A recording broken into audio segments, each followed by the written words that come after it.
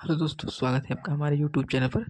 दोस्तों, आज का क्वेश्चन जो है हमारा कक्षा 12 गणित का है और इम्पॉर्टेंट क्वेश्चन है। ठीक है, देखिए ये रहा। सॉरी, एक मिनट। देखिए, ये अनसॉल्व्ड का क्वेश्चन है दोस्तों। ठीक है, तो ये रहा, यही वाला क्वेश्चन है। तो मैंने सोचा इसको सॉल्व करा दिया जाए। 5 नंबर में क्वेश्चन है। तो देखिए कि क्वेश्चन हमारा क्या है कि यदि किसी त्रिभुज ABC में शीर्ष ABC के स्थिति सदिश क्रमशः वेक्टर ABC है, तो सिद्ध कीजिए कि त्रिभुज ABC का क्षेत्रफल 1/2 मॉड में vector A cross vector B plus vector B cross vector C plus vector C cross vector A। तो यही हमें सिद्ध करना है दोस्तों, और ये हमें स्थिति सदिश दिया है।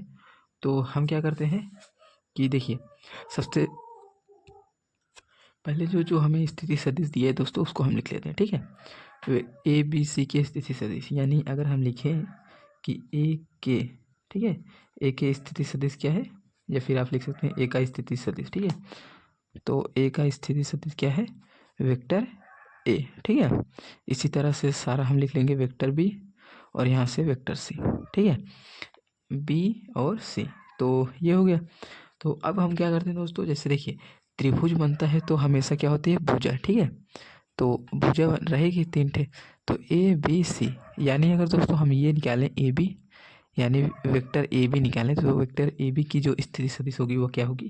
देखिए, वेक्टर AB का स्थिति सदिश चाहे जैसे आप लिखिए आपके हिसाब से। ठीक है, तो वेक्टर AB का स्थिति सदिश, तो हम वेक्टर AB का स्थिति सदिश निकालेंगे।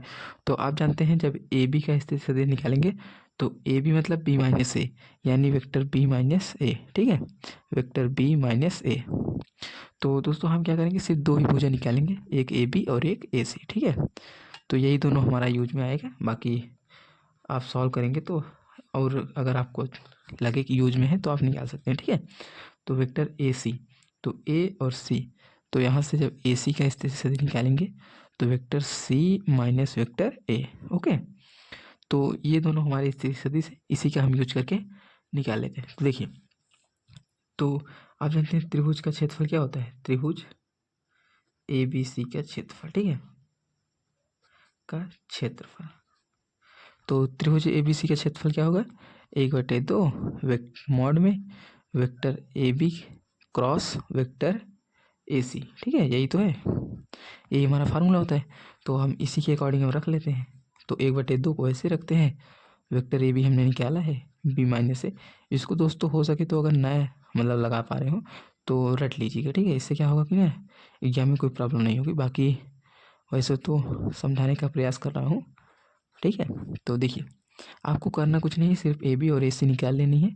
इसके बाद त्रिभुज का क्षेत्रफल लंबाई गुणे ऊंचाई के हिसाब से रख कर आपको सॉल्व कर लेना है। अब देखिए, यहाँ इसको करने के बाद हम क्या करेंगे, वितरण नियम लगाएंगे। ठीक है, तो आप चाहे लिखिए यहाँ पर वितरण नियम, 1 मिनट, वितरण वितरण नियम से। ठीक है, तो वितरण नियम से हम इसको सॉल्व करते हैं दोस्तों। देखिए, जब यहाँ से सॉल्व करेंगे तो 1/2 वितरण नियम के अकॉर्डिंग हम इसका मल्टीप्लाई करेंगे। ठीक है, B का C में, तो देखिए B का C में क्रॉस प्रोडक्ट करेंगे तो B क्रॉस C हो जाएगा, और माइनस है तो माइनस लगा देंगे B का A के साथ, B और क्रॉस प्रोडक्ट A। ठीक है, और इसके बाद अब इसका करेंगे माइनस A और यहाँ से क्रॉस, इसके बाद C वेक्टर, और इसका करेंगे तो minus minus plus vector A cross vector B।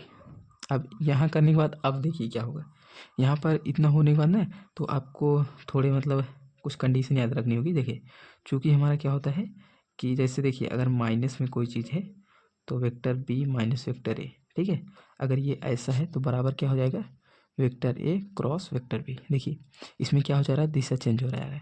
Disha change होने के कारण जो हमारा माइनस है वो प्लस में हो जा रहा है। तो ठीक है, और ये क्या होता है, vector A cross vector A। अगर दो समान सदिश हैं उनका आपस में क्रॉस प्रोडक्ट क्या होता है, 0। ठीक है, तो ये कंडीशन हो गया। तो अब इसी के अकॉर्डिंग हमें जो प्रूव करना होगा उसी के हिसाब से हम इसको सेट कर देंगे। देखिए 1/2 पहले से ही रखते हैं, और मॉड B क्रॉस C, तो B क्रॉस C हम रखते हैं अभी, क्योंकि हमें इसको चेंज करना तो नहीं है। अब देखिए यहीं से चेंज करना है, तो देखिए माइनस B क्रॉस A क्या है, प्लस A वेक्टर और क्रॉस B वेक्टर। ओके, अब अगर हम इसको चेंज कर दें तो माइनस माइनस प्लस हो जाएगा, सॉरी यहाँ से करेंगे ये माइनस में है तो चेंज करेंगे तो प्लस में आ जाएगा। हम दिशा चेंज कर रहे हैं ना, क्योंकि ये सदिश प्रोडक्ट है। तो देखिए सी को आगे किया, ए को पीछे, तो माइनस। यानी ध्यान दीजिएगा दोस्तों, मेन यही है कि अगर आप सदिश वाला लगा रहे हैं उसमें क्रॉस प्रोडक्ट, ठीक है, तो आप अगर आगे पीछे कर रहे हैं तो अगर पीछे वाला आगे आगे वाला पीछे करने हैं तो हमेशा चिन्ह जो है चेंज कर दीजिएगा, बस इतना ही कीजिएगा। और यहाँ से ये तो हमारा जीरो आ जाएगा, ठीक है, क्योंकि आपस में प्रोडक्ट हमारा जीरो होता है, तो ख़त्म। अब इसको हम अपने मतलब क्वेश्चन के अकॉर्डिंग मतलब सेट कर लेते हैं।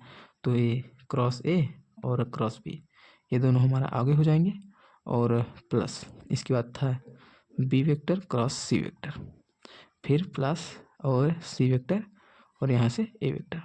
ठीक है दोस्तों, तो आई होप समझ में आया होगा। कोई डाउट हो तो कमेंट कीजिएगा। बाकी चैनल पर नए हैं दोस्तों, चैनल सब्सक्राइब जरूर कीजिए। और हाँ दोस्तों, अगर आपको मतलब क्वेश्चन चाहिए तो आप मैं जो है टेलीग्राम पर भेज दूंगा, आप बस कमेंट कर दीजिए, ठीक है। तो देखिए दोस्तों, बाकी मिलते हैं किसी नेक्स्ट वीडियो में नेक्स्ट क्वेश्चन के साथ।